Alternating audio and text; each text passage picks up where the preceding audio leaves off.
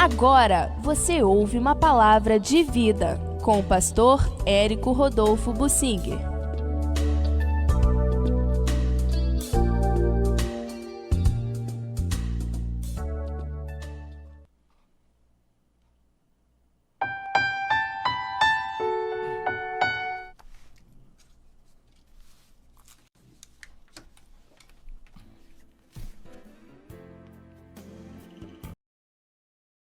Eu quero falar sobre duas atitudes em relação aos perigos e desafios que enfrentamos. Uma delas é caracterizada pela atitude de Pedro, quebrando galho. Ele negou a Jesus, não porque ele não queria saber de Jesus, mas porque ele achou que era um caminho melhor para ele poder continuar ligado a Jesus. Ele negou para poder continuar ligado a Jesus, ver o que iriam fazer com Jesus.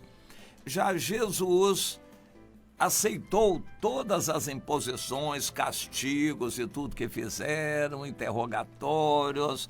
Jesus aceitou, ele espontaneamente se ofereceu para o sofrimento. Esta situação vai se repetir na vida do cristão. É impossível ser um cristão sem ser provado. Entenda isto. É impossível ser um cristão sem ser provado. Você vai ter a sua fé provada. É necessário que ela seja provada. 1 de Pedro, logo no primeiro capítulo. É necessário que a sua fé, mais preciosa que o ouro, seja avaliada. E às vezes é com fogo, perseguição. Na hora da perseguição, como você reage? Você tem uma determinada convicção. Hoje, muitos cristãos estão sendo confrontados pela obrigatoriedade de certas medidas sanitárias e a pessoa, para não perder o emprego, a pessoa nega a sua convicção e se submete. O Pedro mais ou menos fez isso, ele se submeteu às regras para entrar lá no pátio do sumo sacerdote, se identificando com as pessoas e até negando a Jesus. Mas Jesus não se utilizou de nenhum desses artifícios. No capítulo 14 de Marcos, nós encontramos essa situação de Pedro descrita quando ele estava embaixo no pátio do sumo sacerdote. Uma das criadas veio e fixou nele os olhos, dizendo: tu também estavas com Jesus, o Nazareno. Mas ele o negou, dizendo: não o conheço, nem compreendo o que dizes. E saiu para o alpendre e cantou o galo. E a criada, vendo, tornou a dizer aos circunstantes. Ela tinha convicção, ela tinha visto Pedro com Jesus. Agora, interessante, essa criada estava lá por curiosidade atrás de Jesus, fazendo parte da multidão que acompanhava Jesus. Ela estava lá, mas não era uma seguidora de Jesus. Provavelmente até mesmo ela creu em coisas que Jesus disse, mas ela não foi uma seguidora. Em algum momento ela se tornou uma acusadora. Preste atenção, quem conosco não ajunta, acaba espalhando. Eu tenho me batido muito por isto, a conscientização dos irmãos, principalmente dos líderes, quanto aos que vêm a nós. Hoje, a maioria das igrejas aceita de tudo, portas largas, mas Jesus disse que a porta do caminho verdadeiro é estreita. Todas as igrejas que aceitam pessoas de qualquer maneira vão ter o dissabor de ver essas pessoas espalhando, se levantando contra eles. Eu digo que nós temos que evangelizar direito uma pessoa. Crentes costumam com muita facilidade pregar um evangelho barato. Olha, Jesus vai melhorar, mudar a sua vida. Aceita Jesus. Quer aceitar Jesus? Levanta a mão e eu vou orar por você. Isso é uma afronta ao evangelho, uma vergonha fazer uma coisa dessas. A gente não tem que pedir decisão em nenhum lugar da Bíblia. Nos ensina que devemos pedir que a pessoa tome decisão. Nós temos que anunciar o evangelho e dizer que a pessoa se arrependa. A iniciativa tem que partir dela. Ela tem que se arrepender.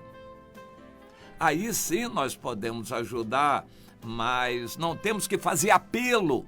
A Bíblia não manda a gente fazer apelo para ninguém aceitar Jesus. E quando fazemos isso, a pessoa entra de qualquer maneira. A pessoa entra pela janela. A pessoa gosta da igreja porque, em princípio, não cobra nada. Ela dá oferta se quiser, é espontânea a oferta. Também não se exige compromisso. E então, quando ela pode, quando tem tempo de sobra, ela vai e entra na igreja. Ela gosta. E arranja um amigo ali, uma amiga, uma conversa, uma pessoa interessada e começa aquela conversinha. Tem muita gente na igreja só por causa disto. Entraram porque a porta era larga, ficaram porque há um ambiente social, encontraram pessoas ali que gostaram dela, ela fica lá, sem nenhum novo nascimento, sem compromisso, sem fidelidade a Deus. São pessoas que estão ali por conveniência. Em algum momento, uma divisão, um escândalo na igreja, essas pessoas vão se voltar contra nós, contra os líderes, contra os irmãos, elas serão acusadoras. Essa criada que acusou o Pedro estava com Jesus, por isso que ela viu Pedro com Jesus. Ela tinha certeza, ela afirmou aquilo 2 vezes categoricamente, que Pedro era um dos que estavam com Jesus. E Pedro não podia negar, estava direto com Jesus ao lado dele. E Pedro negou de novo, por fim, com uma outra pessoa, Pedro negou a 3ª vez. Eu quero focalizar isso. Cuidado com as pessoas que estão conosco, mas não são dos nossos. A igreja tem que filtrar. Nós temos que conviver. Comunhão é uma comunidade. Nós temos que conhecer a vida da pessoa. Se a pessoa estiver no nosso meio vivendo em pecado, ela vai nos trazer maldição. É um Acã no nosso meio. Vai trazer derrota para nós. Não podemos aceitar uma pessoa que não é sincera, que não entrou pela porta estreita, que não tem compromisso. Só se contam aqueles que têm compromisso. Alguém vai dizer, então temos que fazer restrição na porta para entrar para a reunião? Não, na reunião não, mas na comunhão sim. Entenda isto, as reuniões são livres até mesmo por questão de lei. No Brasil, as reuniões são livres. Nós não podemos impedir de uma pessoa vir à reunião. Agora, ter essa pessoa na comunhão é outra conversa. Ela está ali, assiste a reunião, mas não é dos nossos. Só é dos nossos quem tem compromisso conosco. Quem conosco, ajunta. Mas temos que tomar cuidado com aqueles que estão no nosso meio que não são dos nossos, porque não entraram pela porta estreita, entraram pela janela ou pela porta alargada. Eles não ajuntam conosco. É fácil a gente saber o compromisso nas reuniões, a fidelidade nos dízimos, na oração, na leitura da Bíblia, na obediência, participação do discipulado. Nós vamos saber na convivência. Temos que conviver. É na luz que vamos conhecer as pessoas. A comunhão vai revelar quem é cada pessoa. O Pedro achou que ele estava acobertado pela escuridão e que as pessoas não reconheceriam. Naquela época não havia luz elétrica, não havia luz forte, só luz de lamparina, de tochas e coisas assim. Acenderam um fogo no pátio, tudo estava escuro e o Pedro achou que a escuridão o faria anônimo. Mas aquela moça tinha uma convicção plena, ela era, naquela hora, uma acusadora. Vamos então tomar cuidado. Mas o Pedro ficou com medo daquela acusação. Eles vão me prender também. Então ele achou que estrategicamente ele podia negar. Muitos crentes têm que negar a sua fé, ou pelo menos fazer uma mentirinha para serem aceitos no trabalho. Quando vem uma imposição aí da picadinha, né, da saúde, a pessoa ameaçada de perder o emprego, ela diz, não, eu vou me submeter porque eu preciso desse passaporte aí, eu vou me submeter. Eu não tenho convicção, acho que eu não devo fazer isso, mas eu vou me submeter para não perder o emprego. Há muitos que estão correndo risco, os advogados não podem entrar nos fóruns se eles não estiverem kits aí com o certificado. E aí, como é que fica? Então, alguns vão fazer igual Pedro. Vão negar, vão mentir, vão arranjar um documento meio fajuto. Então, como é que fica? A atitude melhor é ser sempre como Jesus. Mas vou sofrer, que sofro. E que sofra. Não tem outro caminho melhor. Mas você não vai poder comprar no supermercado, não vai poder entrar nos restaurantes. Não entro. Você não vai poder frequentar clubes e boates e não sei o quê. Não vou. Academias, ginástica, não sei o quê. Você não vai poder entrar. Não vou. E assim por diante. Faça como Jesus. É o melhor. Mas vai perder o emprego? Que perca. Se eu perder um é porque Deus tem algo melhor. Eu assumi meu compromisso com Deus. O apóstolo Paulo diz em Romanos, bem-aventurado aquele que não se condena naquilo que aprova. Você tem que ter uma convicção bem definida na sua própria mente, a sua convicção, e não transigir com ela, é o ideal. Mas e se tiver que transigir? Aí eu quero acrescentar um outro princípio bíblico. Pedro negou, não foi a melhor atitude, mas Deus não abandonou, Jesus não o deixou e ele continuou sendo amado pelo Senhor. Davi mentiu, enganou, matou crianças, dizimou, foi um genocida, dizimou civilizações. Apesar disto, Deus o amou e continuou usando. Deus amou a Davi, porque Davi amou o Senhor. Deus não aprovou o que Davi fez. Deus não aprovou a negação de Pedro, mas ele continuou sendo Pedro. E alguém diz, mas meu irmão, eu fiz uma coisa que eu acho que não deveria ter feito. Meu irmão, se arrepende, dá a volta por cima e Deus continue amando você. É sempre bom lembrar, nós não seremos justificados pelo moralismo, por andar certinhos, cumprirmos todas as leis. Existem leis que não são boas para serem cumpridas. Nós estamos aí, vendo um país todo deformado institucionalmente, com imposições de leis que são praticamente contra o bom senso e contra Deus. E aí? O cristão não é justificado por andar direitinho segundo as leis, mas é pela fé em Jesus. Portanto, se você tiver que transigir alguma lei, não é o melhor. Deus dá para você uma orientação de um caminho melhor, mas mesmo que você erre, Ele continuará amando você.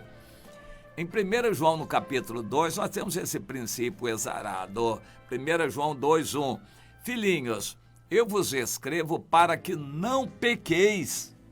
Mas se alguém pecar, nós temos um advogado perante Deus, que é Jesus.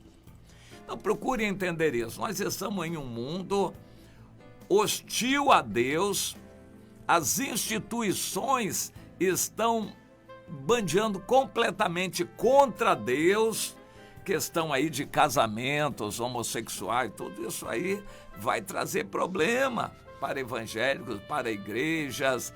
E um pastor, por exemplo, é obrigado a fazer um casamento aí do mesmo sexo, e a lei determina, uma liminar de juiz determina, e aí como é que ele fica? Ele não faz e perde o emprego, perde o pastorado, é punido pela justiça, e ele não faz. Aí ele fica com medo e faz. E como é que fica a consciência dele? O cristão vai estar envolvido por muitas situações desse tipo. E, pastor, eu falsifiquei o passaporte, o certificado aí de saúde e tal. E agora, como é que fica? Meu irmão, 1 João 2:1. Filhinhos, eu vos escrevo para que não pequeis. Se, porém, alguém pecar, nós temos um advogado perante o Senhor Jesus Cristo, o justo. Nós não vamos ser julgados por andarmos certinho sem pecar. Não há ninguém que não peque. Todos pecamos, mas apesar dos pecados, Deus nos ama. E quando confessamos e nos arrependemos dos pecados, Deus nos perdoa e aceita. A Bíblia determina que a moça se preserve virgem até o casamento. Mas muitas delas, na sua juventude, resvalam e são desonradas. É uma expressão que a Bíblia usa para uma moça, uma jovem que comeu merenda antes do recreio, não esperou o casamento e saiu tendo relações. Ela vai se arrepender 1000 vezes. A virgindade, ela não volta mais. Mas o perdão de Deus ela pode ter. Deus a aceita. Essas coisas vos escrevi, filhinhos, para que não pequeis. Se, porém, alguém pecar, nós temos um advogado perante o Senhor. O melhor é que não peque. Preserve virgem. O seu corpo é santo, consagrado a Deus. Mas saiba também que não é por causa disso que você vai ter a salvação. Não é andar direitinho que vai justificar você. É a fé em Jesus. Mas e se você resvalou e fez o que não deveria fazer? Se arrependa, confesse, receba o perdão. Deus continua amando você. E nessa situação atual, e estão pressionando, eu fiz isso, não fiz, deveria fazer, e agora? Meu irmão, não peque. Haja de acordo com a sua convicção. Seja fiel. Se tiver que sofrer e ser punido, sofra e seja punido. Mas não negue a sua fé. Mas se você já fez, se negou a fé, se errou, se arrependa, peça perdão a Deus, o Senhor continua amando você. Vamos aprender essas lições que tiramos da Bíblia, no caso aqui, focalizando Pedro principalmente, que negou a Jesus, achando que seria um caminho estratégico para ele conseguir se manter ligado a Jesus. Errou, mas Deus o perdoou e ele continuou sendo Pedro. Faça tudo para não pecar. É o melhor, sempre é o melhor, não transigir na sua convicção. Mas se pecar, nós temos um advogado e a nossa justificação é por causa desse advogado que se chama Jesus. Ame-o de todo o coração, em toda e qualquer situação, mesmo que você já tenha errado.